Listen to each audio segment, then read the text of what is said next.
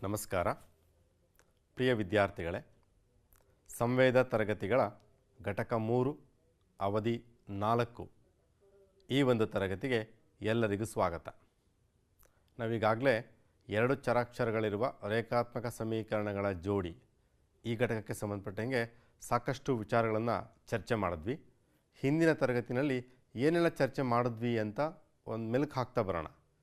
ಹಾಗೆ ಈ ರೀತಿಯ ಜೋಡಿಗಳು ನಮ್ಮ ನಿತ್ಯ ಜೀವನದಲ್ಲಿ ಎಲ್ಲೆಲ್ಲ ಬರ್ಬೋದು, ಏನೆಲ್ಲ ಬರ್ಬೋದು, ಯಾವ ರೀತಿ ಬರಬಹುದು ಅನ್ನೋದನ್ನು ಚರ್ಚೆ ಮಾಡ್ತಾ ಹೋಗೋಣ. ನಮ್ಮ ದೈನಂದಿನ ನಿತ್ಯ ಜೀವನದಲ್ಲಿ 2 ಚರಾಕ್ಷರಗಳಿರುವ ರೇಖಾತ್ಮಕ ಸಮೀಕರಣಗಳ ಜೋಡಿಯನ್ನು ಯಾವ ಸಂದರ್ಭದಲ್ಲಿ ನಾವು ಕಾಣ್ತೇವೆ, ಆ ಸಂದರ್ಭದಲ್ಲಿ ಅದನ್ನು ಹೇಗೆ ಪರಿಹಾರವನ್ನು ಕಂಡುಹಿಡ್ಕೋಬೇಕು ಅನ್ನೋದ್ರ ಬಗ್ಗೆ ಚರ್ಚೆ ಮಾಡ್ತಾ ಹೋಗೋಣ. ಈಗ ಒಂದು ಸನ್ನಿವೇಶವನ್ನು ನೆನಪಿಸ್ಕೊಳ್ಳೋಣ. ಹೀಗಿದೆ ಸನ್ನಿವೇಶ. 2 kg ಸೇಬು ಮತ್ತು 1 kg ದ್ರಾಕ್ಷಿ ಇವೆರಡರ ಒಟ್ಟು ಬೆಲೆ 340 ರೂಪಾಯಿ. ಹಾಗೆಯೇ 3 kg ಸೇಬು ಮತ್ತು 2 kg ದ್ರಾಕ್ಷಿಯ ಒಟ್ಟು ಬೆಲೆ ರು 560. ಹಾಗಾದರೆ ಪ್ರತಿ 1 kg ಸೇಬು ಮತ್ತು 1 kg ದ್ರಾಕ್ಷಿಯ ಬೆಲೆ ಎಷ್ಟು ಕಂಡುಹಿಡಿಯಿರಿ ಅಂತ ಸಂದರ್ಭ ಇದೆ. ಲೆಕ್ಕವನ್ನು ಯಾವ ರೀತಿ ಬಿಡಿಸಬೇಕು ಅನ್ನೋದ್ರ ಬಗ್ಗೆ ನೋಡ್ತಾ ಹೋಗೋಣ. ಮಕ್ಕಳಲ್ಲಿ ಸೇಬಿನ ಪ್ರಮಾಣ 2 kg ಇದೆ, ಹಾಗೆ 1 kg ದ್ರಾಕ್ಷಿ ಇದೆ. ಅವೆರಡರ ಒಟ್ಟು ಬೆಲೆ 340 ರೂಪಾಯಿಗಳು ಅಂತ ಹೇಳಿದ್ದಾರೆ. ಹಾಗೆಯೇ ಇನ್ನೊಂದು ಪ್ರಮಾಣದಲ್ಲಿ 3 kg ಸೇಬು ಮತ್ತು 2 kg ದ್ರಾಕ್ಷಿಯ ಒಟ್ಟು ಬೆಲೆ 560 ಆಗಿದೆ. ಇಲ್ಲಿ ನಾವು 2 ಮುಖ್ಯವಾಗಿರ್ತಕ್ಕಂಥ ಹಣ್ಣುಗಳನ್ನು ಕಾಣ್ಬೋದು. ಅವುಗಳನ್ನು ನಾವು 2 ಚರಾಕ್ಷರಗಳಾಗಿ ಪರಿಚಯಿಸೋಣ. ಹಾಗಾದರೆ ಪ್ರತಿ 1 kg ಸೇಬಿನ ಬೆಲೆ X ರೂಪಾಯಿಗಳು ಹಾಗೂ 1 kg ದ್ರಾಕ್ಷಿಯ ಬೆಲೆ Y ರೂಪಾಯಿಗಳಾಗಿರಲಿ ಅಂತ ಭಾವಿಸೋಣ. ಹಾಗಾದರೆ ಸೇಬಿನ ಜಾಗದಲ್ಲಿ X ಬರಬೇಕು, ದ್ರಾಕ್ಷಿಯ ಜಾಗದಲ್ಲಿ Y ಬರಬೇಕು. ಯಾವ ರೀತಿ ಆಗುತ್ತೆ ಅಂತ ನೋಡ್ತಾ ಬನ್ನಿ. ಹಾಗಾದರೆ 2 kg ಸೇಬು 1 kg ದ್ರಾಕ್ಷಿ ಅದರ ಒಟ್ಟು ಬೆಲೆ 340 ರೂಪಾಯಿಗಳು. 3 kg ಸೇಬು ಮತ್ತು 2 kg ದ್ರಾಕ್ಷಿಯ ಬೆಲೆ 560 ರೂಪಾಯಿಗಳು. ಈ ಹಿಂದೆ ಸೇಬು ಮತ್ತು ದ್ರಾಕ್ಷಿ ಇತ್ತು, ಆ ಜಾಗದಲ್ಲಿ ನಾವು X ಚರಾಕ್ಷರ ಮತ್ತು Y ಚರಾಕ್ಷರವನ್ನು ಪರಿಚಯಿಸಿದ್ದೇವೆ.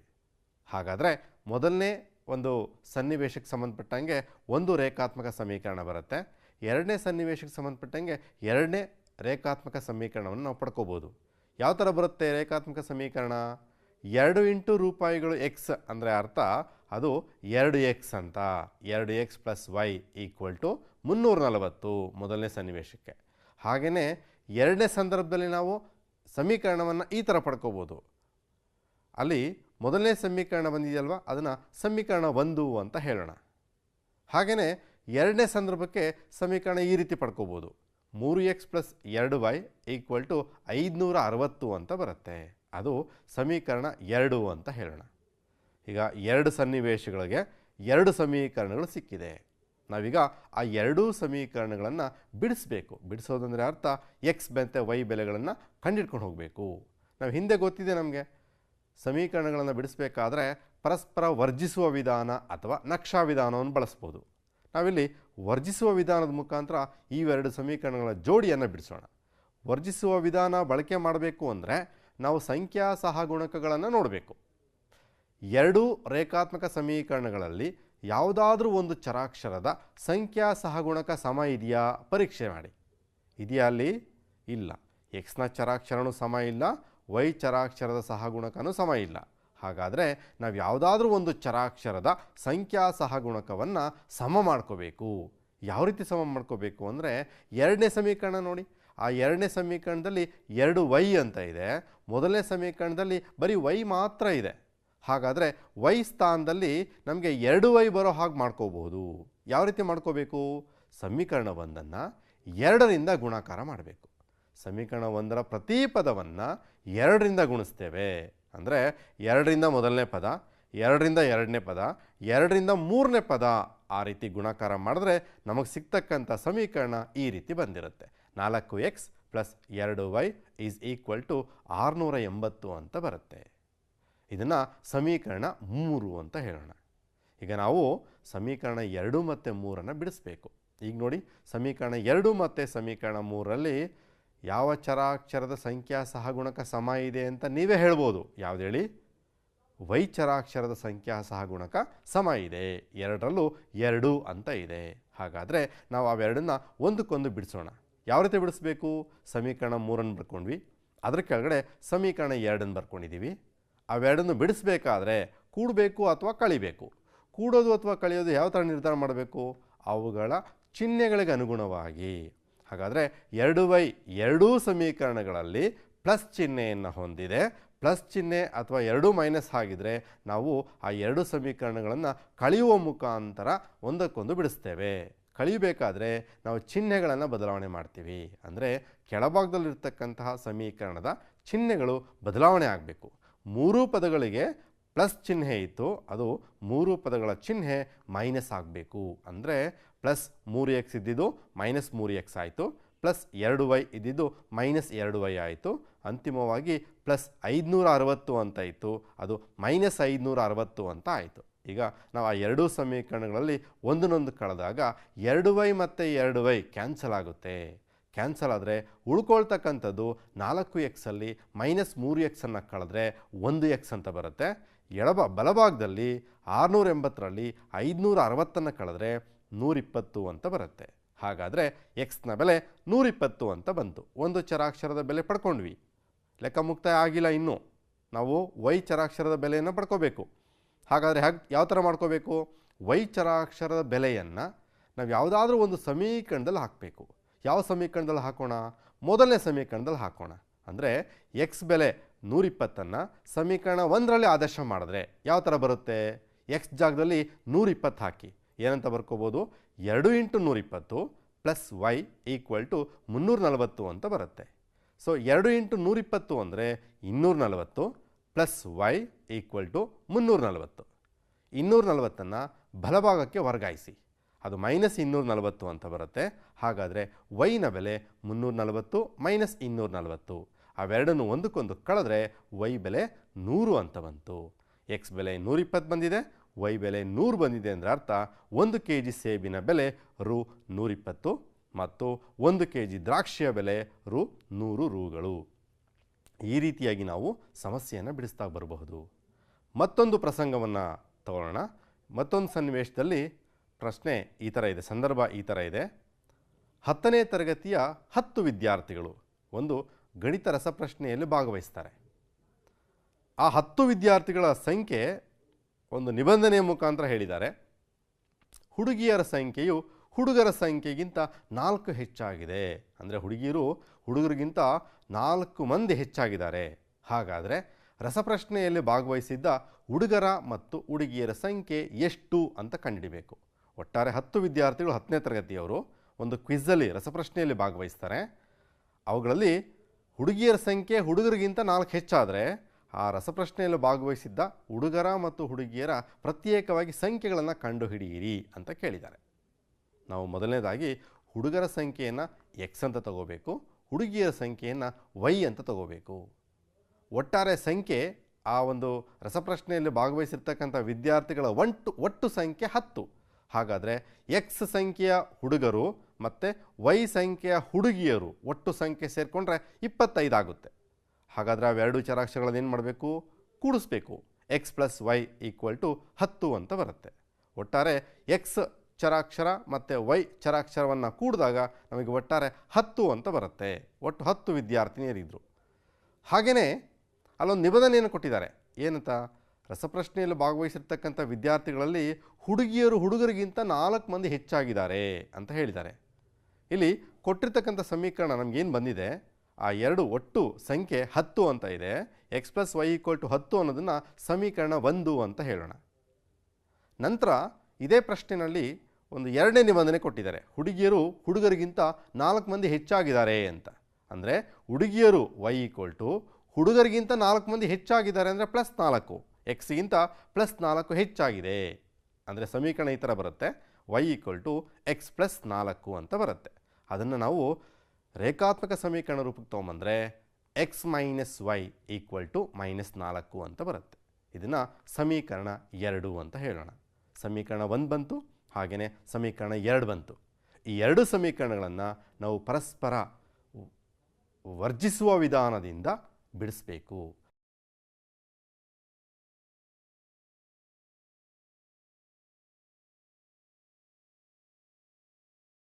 ನಾವು ಹುಡುಗರ ಸಂಖ್ಯೆಯನ್ನು ಎಕ್ಸ್ ಅಂತ ಅಂದ್ಕೊಂಡ್ವಿ. ಹಾಗಾಗಿ ಹುಡುಗರ ಸಂಖ್ಯೆ 3 ಮಂದಿ, ಹುಡುಗಿಯರ ಸಂಖ್ಯೆ 7 ಮಂದಿ. ಒಟ್ಟು ರಸಪ್ರಶ್ನೆಯಲ್ಲಿ 10 ಮಂದಿ ವಿದ್ಯಾರ್ಥಿಗಳು ಭಾಗವಹಿಸಿದ್ರು. ಈ ರೀತಿಯ ಸಂದರ್ಭಗಳನ್ನು ಪರಸ್ಪರ ವರ್ಜಿಸುವ ಮುಖಾಂತರದಲ್ಲಿ ಈ ರೀತಿಯಾಗಿ ಬಿಡಿಸ್ಬೋದು. ಅರ್ಥ ಆಗಿದೆ ಅಲ್ವಾ?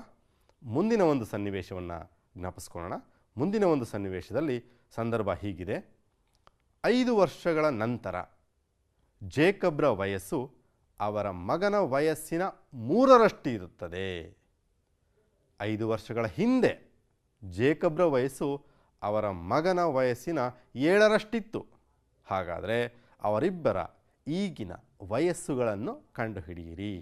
ಅರ್ಥ ಮಾಡ್ಕೊಂಡಿರಲ್ವ ಸಂದರ್ಭ? ಈಗ ಜೇಕಬ್ ಮತ್ತು ಅವನ ಮಗ ಇಬ್ಬರು ವ್ಯಕ್ತಿಗಳಿದ್ದಾರೆ.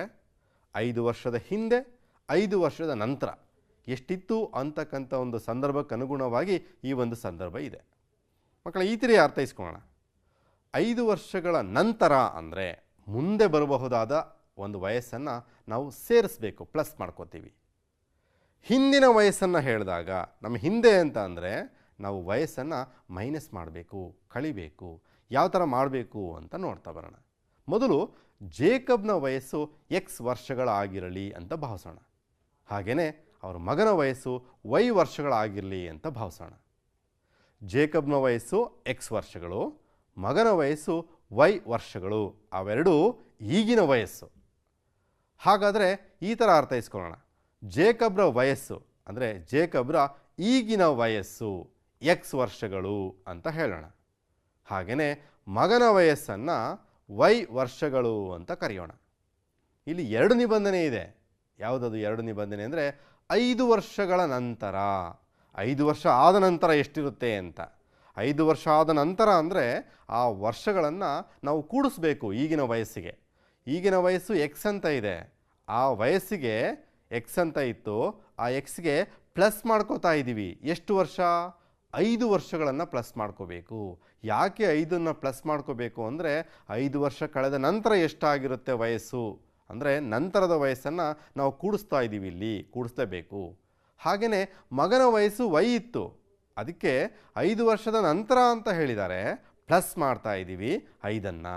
ಒಟ್ಟಾರೆ ಮಗನ ವಯಸ್ಸು ವೈ ಪ್ಲಸ್ 5 ಅಂತ ಬರ್ಕೋಬೋದು. ನಂತರ ಇನ್ನೊಂದು ನಿಬಂಧನೆ ಕೊಟ್ಟಿದ್ದಾರೆ. 5 ವರ್ಷಗಳ ಹಿಂದೆ ಅವರಿಬ್ಬರು ವಯಸ್ಸು ಹೇಗಿತ್ತು ಅಂತ ನೋಡ್ತಾ ಬರೋಣ.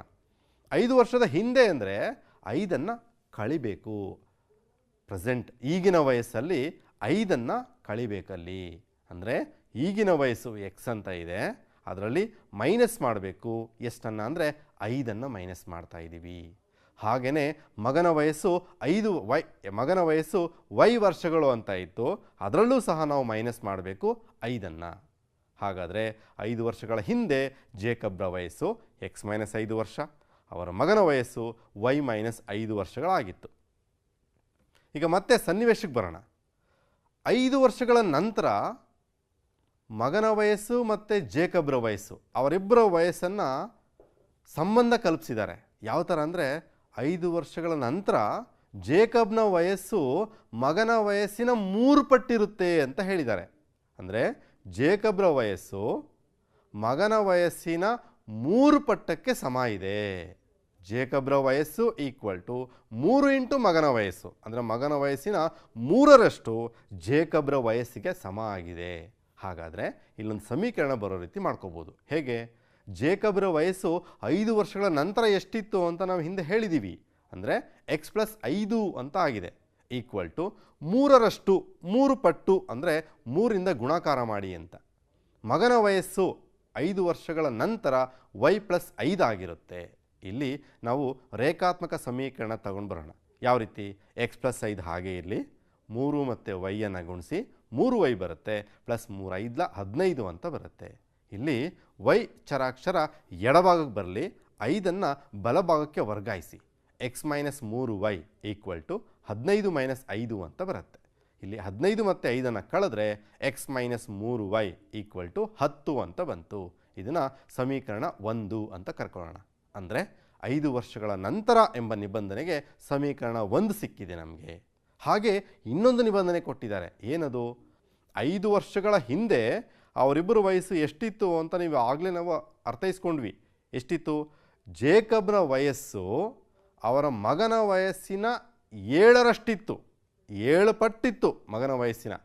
ಹಾಗಾದರೆ ಜೇಕಬ್ನ ವಯಸ್ಸು ಈಕ್ವಲ್ ಟು 7 ಇಂಟು ಮಗನ ವಯಸ್ಸಾಗಿರುತ್ತೆ. 5 ವರ್ಷಗಳ ಹಿಂದೆ ಜೇಕಬ್ನ ವಯಸ್ಸನ್ನು ನಾವು ಎಕ್ಸ್ ಮೈನಸ್ 5 ಅಂತ ಹೇಳಿದ್ದೀವಿ. 7 ಇಂಟು ಮಗನ ವಯಸ್ಸನ್ನು y ಮೈನಸ್ 5 ಅಂತ ಬರ್ಕೋಬೋದು. ಹಾಗಾದರೆ ಅದನ್ನು ಗುಣಾಕಾರ ಮಾಡಿದ್ರೆ x minus 5 equal to 7y minus 7 5 35 ಅಂತ ಬರುತ್ತೆ. 7yಯನ್ನು ಎಡಭಾಗಕ್ಕೆ ವರ್ಗಾಯಿಸಿ, ಮೈನಸ್ 5 ಬಲಭಾಗಕ್ಕೆ ವರ್ಗಾಯಿಸಿ. So x minus 7y equal to minus 35 plus 5 ಅಂತ ಬರುತ್ತೆ. So x minus 7y equal to minus 35 plus 5 ಅಂದರೆ ಮೈನಸ್ 30 ಅಂತ ಬರುತ್ತೆ. ಇದು ಸಮೀಕರಣ 2. ಈಗ ಮೊದಲನೇ ನಿಬಂಧನೆಗೆ ಸಮೀಕರಣ 1 ಬಂದಿದೆ, ಎರಡನೇ ನಿಬಂಧನೆಗೆ ಸಮೀಕರಣ 2 ಬಂದಿದೆ. ಎರಡೂ ಸಮೀಕರಣಗಳು 2 ಚರಾಕ್ಷರಗಳಿರುವ ರೇಖಾತ್ಮಕ ಸಮೀಕರಣಗಳ ಜೋಡಿ. ಹಾಗಾದರೆ ಇದನ್ನು ಬಿಡಿಸಬೇಕಾದ್ರೆ ನಮ್ಮ ಹತ್ರ ಈಗಾಗಲೇ ವರ್ಜಿಸುವ ವಿಧಾನ ಇದೆ, ನಕ್ಷಾ ವಿಧಾನ ಇದೆ. ವರ್ಜಿಸುವ ವಿಧಾನದ ಮುಖಾಂತರ ನಾವು ಈ ಒಂದು ಜೋಡಿಯನ್ನು ಬಿಡಿಸೋಣ.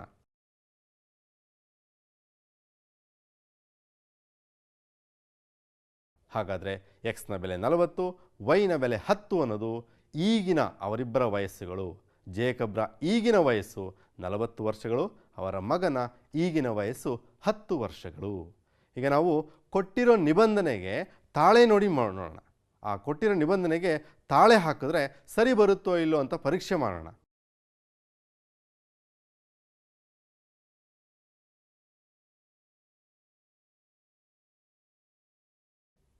ಸರಿ ಇದೆಯಲ್ವಾ? ಎರಡು ಕಡೆ ತಾಳೆ ಹಾಕಿ ನೋಡಿದಾಗ ಸರಿ ಬರ್ತಾ ಇದೆ.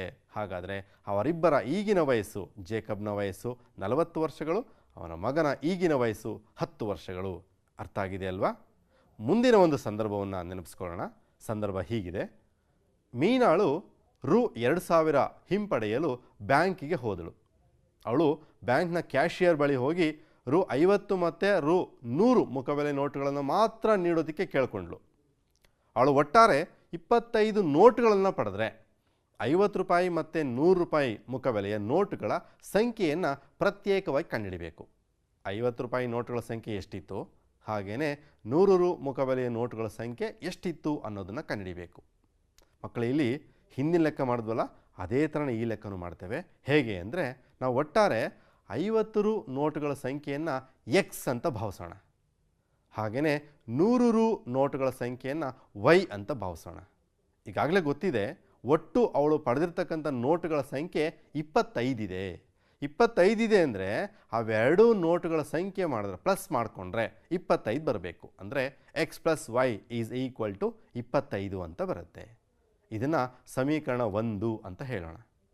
ಒಟ್ಟು ನೋಟುಗಳ ಸಂಖ್ಯೆ 25 ಆಗಿರೋದ್ರಿಂದ ನಮಗೆ ಸಮೀಕರಣ 1 ಸಿಕ್ತು. ಹಾಗೆಯೇ ಸಮೀಕರಣ 2 ಪಡ್ಕೋಬೇಕು ಅಂತಂದರೆ ಈ ಥರ ಬರ್ಕೋತೀವಿ. 50 ರೂಪಾಯಿ ನೋಟುಗಳು ಇಂಟು ಒಟ್ಟು 50 ರು ನೋಟುಗಳ ಸಂಖ್ಯೆಯನ್ನು ರು 100 ಇಂಟು 100 ರು ನೋಟುಗಳ ಸಂಖ್ಯೆಯ ಜೊತೆ ಕೂಡಿಸ್ಬೇಕು. ಕೂಡಿಸಿದ್ರೆ ಒಟ್ಟು ಮೊತ್ತ 2000 ರೂಗಳು ಅಂತ ಲೆಕ್ಕದಲ್ಲಿ ಹೇಳಿದ್ದಾರೆ ಅವರೇನೆ. ಹಾಗಾದರೆ ಇದನ್ನು ಚರಾಕ್ಷರಗಳ ರೂಪದಲ್ಲಿ ತೊಗೊಂಬಂದರೆ ಈ ರೀತಿ ಬರ್ಕೋಬೇಕು. 50 ರು ನೋಟುಗಳ ಸಂಖ್ಯೆಯ ಜಾಗದಲ್ಲಿ ಎಕ್ಸ್ ಬರುತ್ತೆ, ಹಾಗೆ 100 ರು ನೋಟುಗಳ ಸಂಖ್ಯೆಯ ಜಾಗದಲ್ಲಿ ವೈ ಬರುತ್ತೆ. ಅವೆರಡನ್ನು ಗುಣಾಕಾರ ಮಾಡಿದ್ರೆ 50x plus 100y equal to 2000 ಅಂತ ಬರುತ್ತೆ. ಎರಡೂ ಕಡೆ 50ರಿಂದ ಭಾಗಿಸಿ. ಎರಡೂ ಕಡೆ 50ರಿಂದ ಭಾಗಾಕಾರ ಮಾಡಿದ್ರೆ ನಮಗೆ X plus 2y equal to 40 ಅಂತ ಬರುತ್ತೆ. ಇದನ್ನು ಸಮೀಕರಣ 2 ಅಂತ ಹೇಳೋಣ. ಸೊ ಸಮೀಕರಣ 1 ಸಿಕ್ಕಿದೆ, ಸಮೀಕರಣ 2 ಸಿಕ್ಕಿದೆ. ಈಗ ಎರಡೂ ಸಮೀಕರಣಗಳನ್ನು ಪರಸ್ಪರ ವರ್ಜಿಸುವ ಮುಖಾಂತರದಲ್ಲಿ ಬಿಡಿಸ್ತಾ ಹೋಗೋಣ. ಹೇಗೆ ಬಿಡಿಸ್ಬೇಕು ಅಂತ ನಿಮಗಾಗಲೇ ಗೊತ್ತಿದೆ. ಮೊದಲನೇ ಸಮೀಕರಣ x plus y is equal to 25 ಇದೆ. ಎರಡನೇ ಸಮೀಕರಣ x plus 2y equal to 40 ಅಂತ ಇದೆ. ಈಗಾಗಲೇ ಹೇಳಿದ ಹಾಗೆ ಚರಾಕ್ಷರಗಳ ಸಂಖ್ಯಾ ಸಹಗುಣಕಗಳನ್ನು ಹೋಲಿಕೆ ಮಾಡಿ. ಎಕ್ಸ್ನ ಚರಾಕ್ಷರದ ಸಂಖ್ಯಾ ಸಹಗುಣಕ ಸಮ ಇದೆ, ಎರಡೂ ಕಡೆ ಪ್ಲಸ್ ಚಿಹ್ನೆ ಇದೆ. ಹಾಗಾದರೆ ಪರಸ್ಪರ ಕಳೆಯುವ ಮುಖಾಂತರ ಅವುಗಳನ್ನು ಬಿಡಿಸ್ಬೋದು. ಕಳಿಬೇಕು ಅಂತಂದರೆ ನಾವು ಚಿಹ್ನೆಗಳನ್ನು ಬದಲಾವಣೆ ಮಾಡ್ತೇವೆ. ಎಲ್ಲದಕ್ಕೂ ಪ್ಲಸ್ ಇರೋದ್ರಿಂದ ನಾವು 3 ಕಡೆ ಮೈನಸನ್ನು ಬದಲಾವಣೆ ಮಾಡ್ತೇವೆ. ಪ್ಲಸ್ ಎಕ್ಸ್ ಮೈನಸ್ ಎಕ್ಸ್ ಅನ್ನೋದು ಪರಸ್ಪರ ಕ್ಯಾನ್ಸಲ್ ಆಗುತ್ತೆ. ಹಾಗಾದರೆ ಪ್ಲಸ್ ವೈ ಮೈನಸ್ 2y ಅಂದರೆ ಮೈನಸ್ ವೈ ಅಂತ ಬರುತ್ತೆ. ಪ್ಲಸ್ 25 ಮೈನಸ್ 40 ಅಂದರೆ ಮೈನಸ್ 15 ಅಂತ ಬರುತ್ತೆ. ಎರಡೂ ಕಡೆ ಮೈನಸ್ ಚಿಹ್ನೆಯಿಂದ ಗುಣಾಕಾರ ಮಾಡಿದ್ರೆ ವೈ ಬೆಲೆ 15 ಅಂತ ಬಂತು. ವೈ ಬೆಲೆ 15ಅನ್ನು ಯಾವುದಾದ್ರೂ ಒಂದು ಸಮೀಕರಣದಲ್ಲಿ ಹಾಕೋಣ. ಸಮೀಕರಣ 1ರಲ್ಲಿ ಹಾಕೋಣ. y = 15ಅನ್ನು ಸಮೀಕರಣ 1ರಲ್ಲಿ ಆದೇಶ ಮಾಡಿದ್ರೆ ಈ ಥರ ಬರುತ್ತೆ. x + y = 25. ಈಗಾಗಲೇ ನಾವು ಬೆಲೆ ಸಿಕ್ಕಿರೋ ಹಾಗೆ ವೈನ ಬೆಲೆ 15ಅನ್ನು y ಜಾಗದಲ್ಲಿ ಹಾಕಿದ್ರೆ x + 15 = 25 ಅಂತ ಬರುತ್ತೆ. ಪ್ಲಸ್ 15ಅನ್ನು ಬಲಭಾಗಕ್ಕೆ ವರ್ಗಾಯಿಸಿ.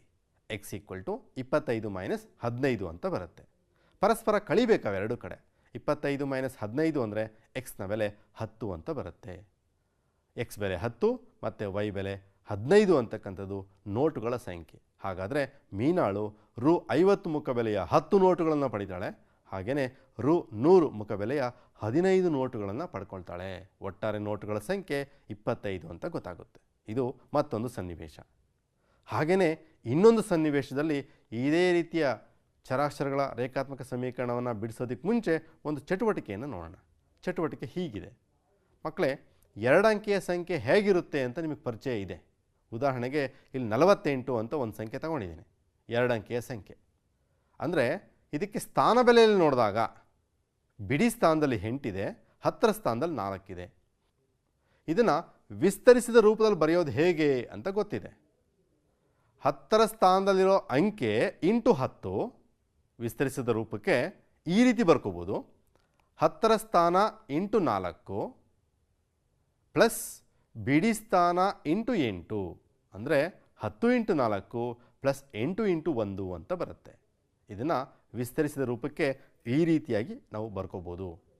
ಅಂದರೆ 10 × 10ರ ಸ್ಥಾನದ ಅಂಕೆ ಪ್ಲಸ್ 1 × ಬಿಡಿ ಸ್ಥಾನದ ಅಂಕೆ. ಈ ರೀತಿಯಾಗಿ ನಾವು 2 ಅಂಕಿಯ ಒಂದು ಸಂಖ್ಯೆಯನ್ನು ವಿಸ್ತರಿಸಿದ ರೂಪಕ್ಕೆ ವ್ಯಕ್ತಪಡಿಸ್ತಕ್ಕಂಥ ಒಂದು ವಿಧಾನ.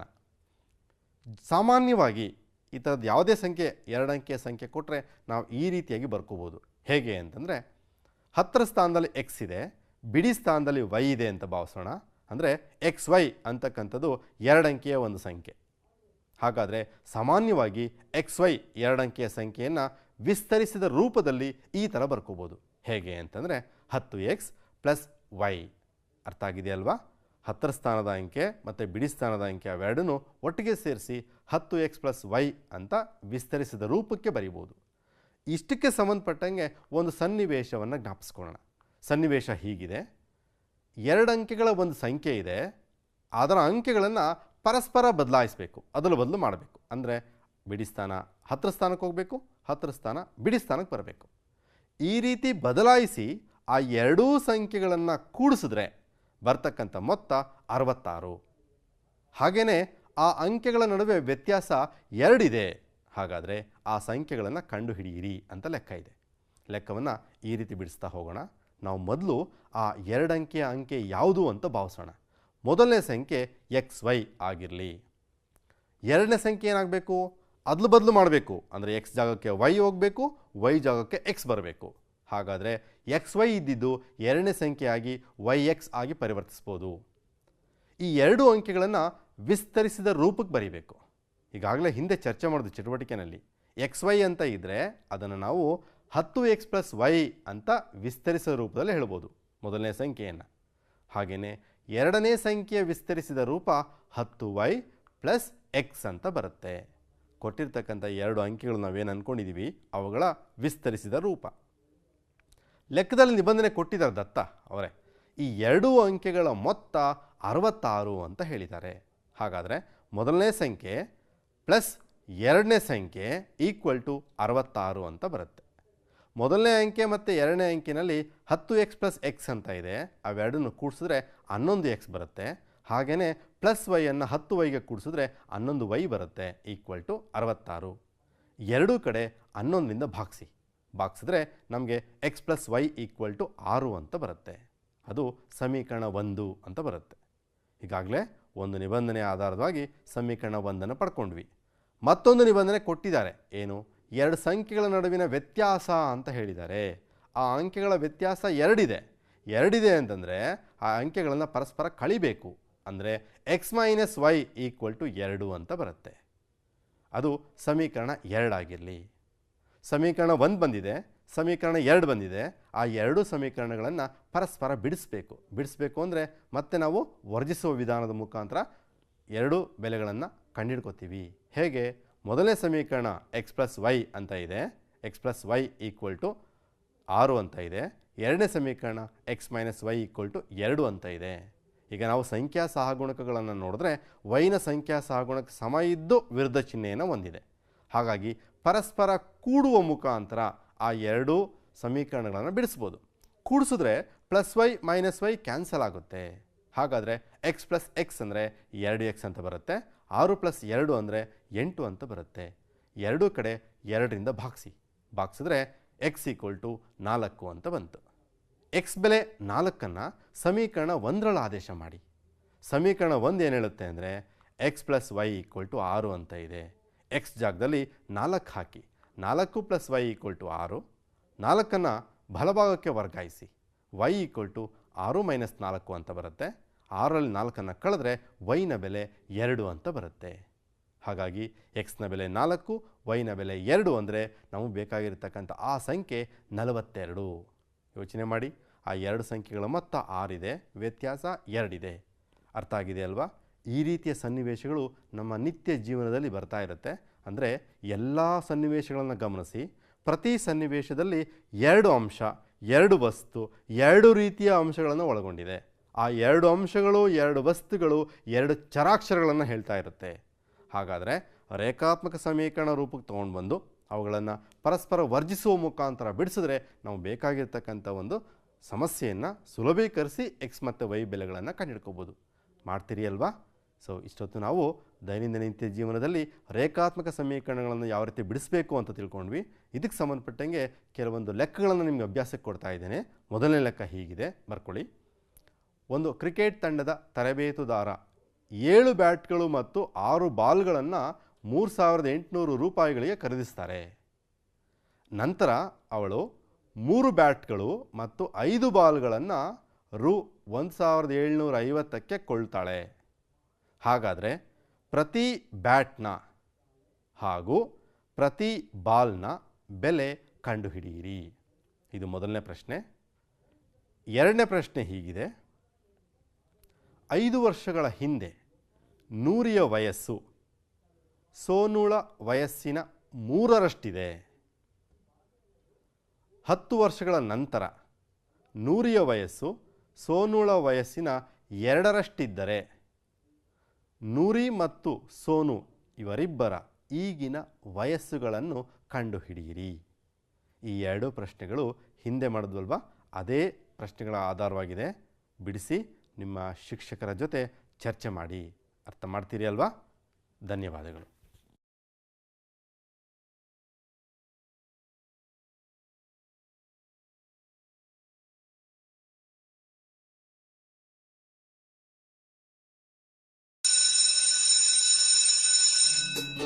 ಅನುದಿನ ಅನುಕ್ಷಣ ಮನೆಯಲ್ಲೂ ಕಲಿಯೋಣ, ಕಲಿಕೆಯ ಹೊಸ ಹಾದಿಯಲ್ಲಿ ಜೊತೆಗೂಡಿ ಹೆಜ್ಜೆಯ